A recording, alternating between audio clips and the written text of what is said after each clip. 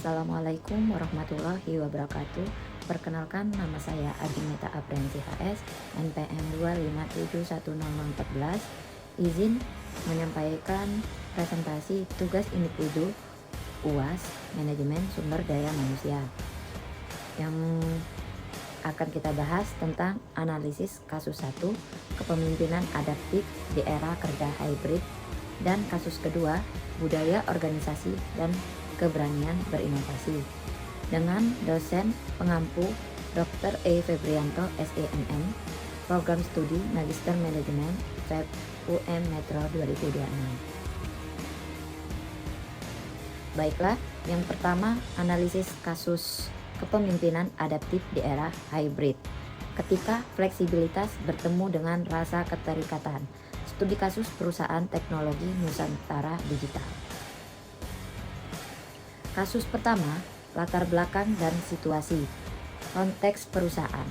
PT Nusantara Digital menerapkan kebijakan kerja hybrid pasca pandemi yang awalnya meningkatkan produktivitas.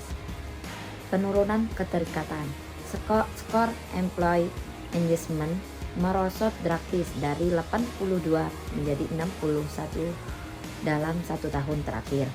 Keluhan karyawan, minimnya komunikasi efektif, kurangnya apresiasi dari atasan, dan kejelasan arah organisasi yang kabur.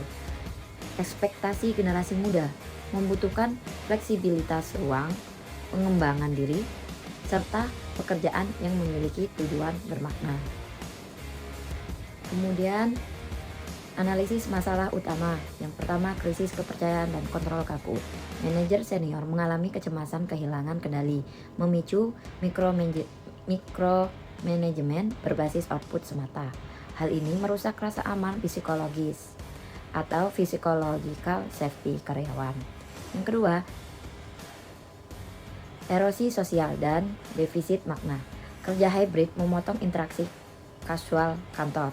Kolaborasi antar tim melemah, memicu isolasi sosial, dan membuat generasi muda kehilangan keterikatan serta tujuan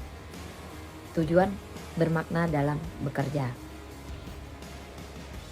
Kemudian, target pemulihan engagement. Target engagement score 82+.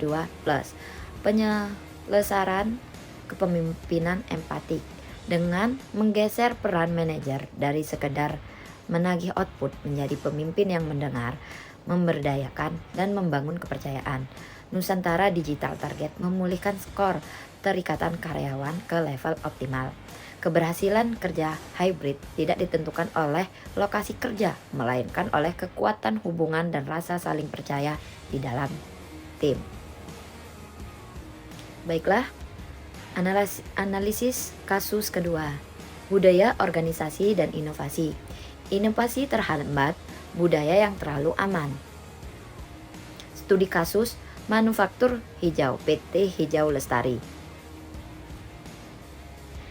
Di kasus kedua ini kita membahas tentang latar belakang dan situasinya terlebih dahulu. Yang pertama, transportasi perusahaan. PT Hijau Lestari bertransportasi menuju industri hijau dan digital. Namun ide karyawan jarang terrealisasikan.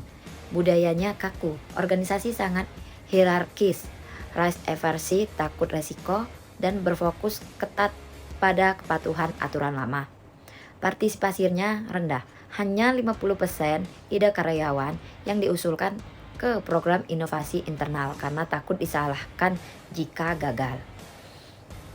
Kemudian turnover tinggi, terjadi lonjakan kepindahan talenta muda yang kreatif dan digital savvy. Kemudian analisis masalah pertama di kasus kedua ini. Yang pertama, birokrasi panjang dan budaya takut salah. Proses persetujuan ide yang rumit mematikan inisiatif. Karyawan memilih zona aman, ikuti cara lama karena takut mendapatkan konsekuensi negatif bila eksperimennya gagal. Kedua, pelarian talenta muda digital. Generasi muda membutuhkan ruang berkreasi dan fleksibilitas eksperimen. Budaya kepatuhan kaku menyebabkan mereka frustasi hingga memutuskan resign. Kemudian peran kepemimpinan HR.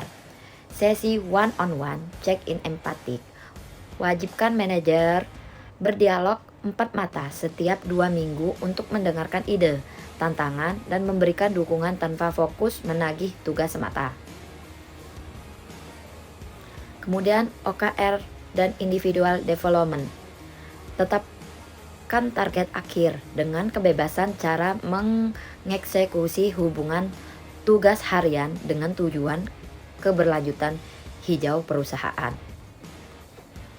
Lalu, budaya save to file and kudos. Apabila eksperimen gagal, namun memberikan pembelajaran berharga, tetap berikan apresiasinya. Ciptakan ritual kudos time mingguan untuk memupuk kepercayaan tersebut. Roadmap pelaksanaan transportasi SDM. Tahap pertama, diagnostik, pemetaan budaya, asesmen gaya kepemimpinan, dan penyusunan kerangka kerja OKRS. Lalu tahap kedua, pelatihan, program reversi, monitoring, workshop, leadership empatik, dan peluncuran IDP. Tahap selanjutnya, akselerasi, peluncuran 15%, sovereignty role, plafon, fair reconciliation, and kudos time.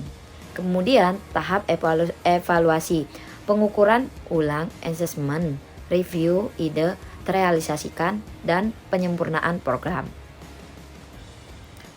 Baiklah, terima kasih. Demikian presentasi analisis kasus manajemen sumber daya manusia. Sesi diskusi dan tanya jawab saya buka via sosmed atau via online, atau bisa langsung hubungi saya. Saya akhiri, wassalamualaikum warahmatullahi wabarakatuh.